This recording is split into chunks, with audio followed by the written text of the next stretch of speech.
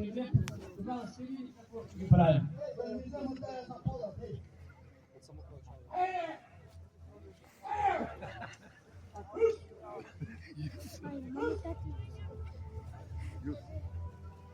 Къде отиват?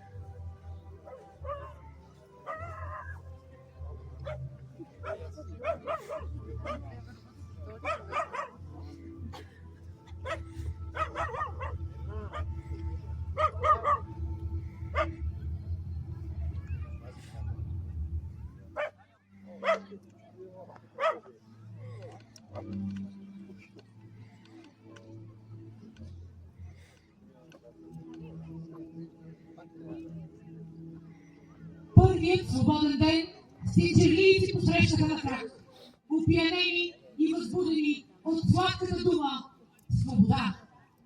Трескави и спокойно тревогата за бащиното огнище, което трябваше да напуснат, ала никой не се стъписа. Селото се бе доверило на своите смели мъже.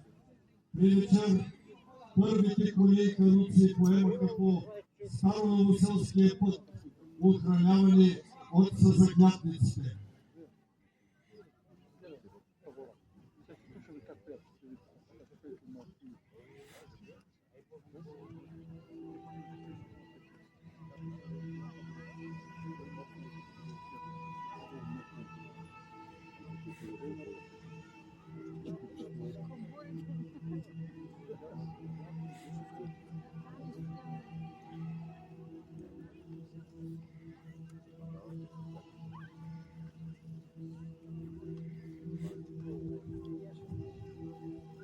Братя, днес ние напускаме роден дом, бащина сряха.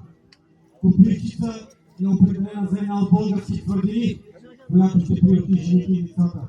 Тъй ще си яви нашата чета, както дума сме дали пред апостола Петър Ванков. Бой да ни поведе, слушайте, настъпи часът знамето да развеем. Напред ще ни води Стею, нашия байрактар.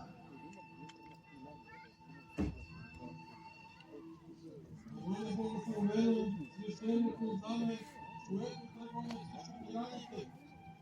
Пази тази светия повече от живота си.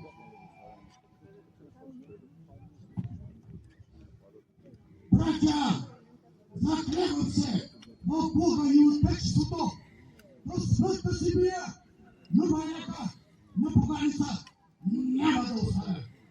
На път, братя! На конете! Време е за път! Докато барути в пушките ни, докато ръцете ни ноже могат да държат, докато сърцата ни бият, няма да отстъпим! На нашето знаме е записано свобода или смърт, друг път за нас няма! Апостолите бяха решили селото да се изгори, ала никому не бе дало сърце да го стори. Единствен беловласият под Димитър дигна горящата факла през тяхната народната си къща и рече: Аз запалих моята къща, направете го и вие. Няма връщане назад. Свободни само можем да си приберем и да сътворим всичко отново. щом огънят лумна, той се остави да го качат на една припомнена каруца и не се извърна вече назад. Синджарлийци бяха поели по своя път към бунтовна Копривщица. Те вървяха напред към една тревожна неизвестност и към една голяма надежда.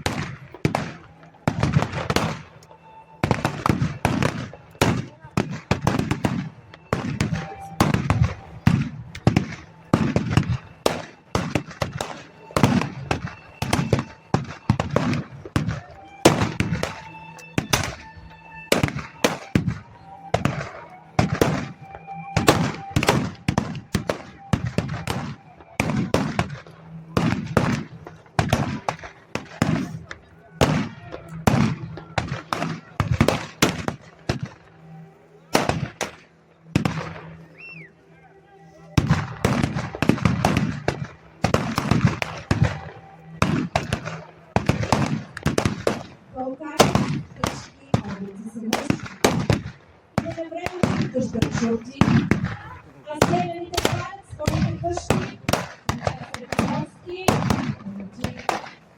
това е тяхното движение. Вие ще ми казвате, какви виримовци? Изключение те свалят от деца и глава. Балканът да видни облаци смешни. Светът тъй не е трети.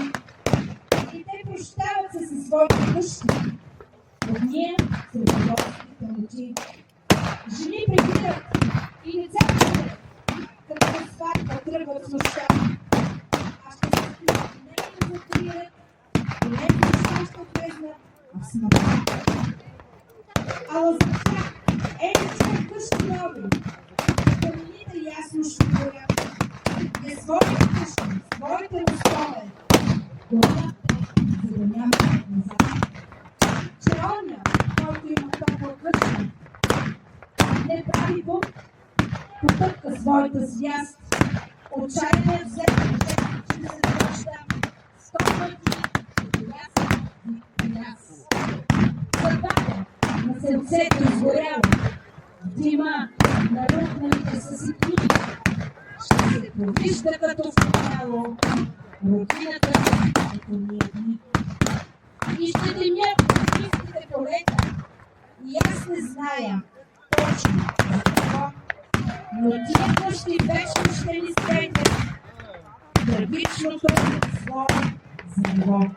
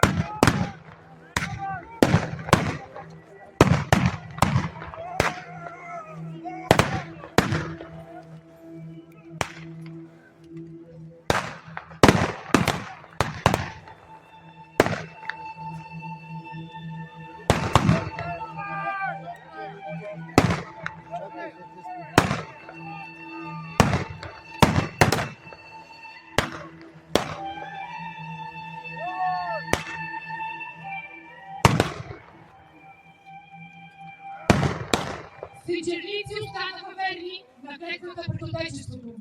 И борбата с фашизма и в тежките дни след погрома. Шумите не ги изплашиха. Дярбекийските кръци не ги прикършиха. 200 къщи са селени. Черквата, училището, фашибозушките орди превърнаха в черни руини. Ала нищо не може да изтръгне Българина от родната му земя. Оръсена смъртта на най-добрите му синове. Подир 2 години имаха Балкана руските военни освободители. Срещнати с радост и братска прегръдка. Напролет алиният свят отрупа диловите градини. Синчерлии израстваше пепелището. 150 лета от шумаха вече от бунтовният април 1876. Ала вечно жив е подвигът на борците за свободата на Отечеството. От поколение на поколение се предават и имената на вериговските априлци. Антон Стоилов Билкин.